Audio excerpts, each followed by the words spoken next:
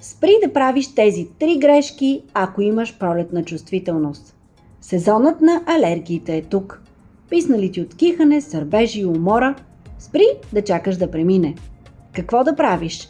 Ето 3 бързи съвета. Душ преди сън. Отмива полените от косата. Пий топла вода и билкови чайове, защото лигавицата трябва да е увлажнена.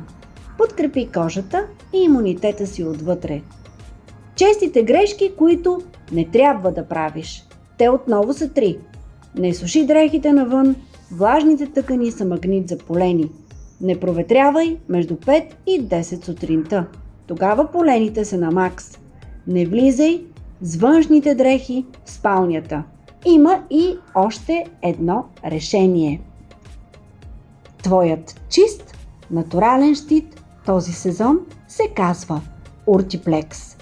Това е изпитана аюрведична формула, създадена специално да успокоява внезапни раздразнения по кожата, досадния сърбеж и дискомфорта.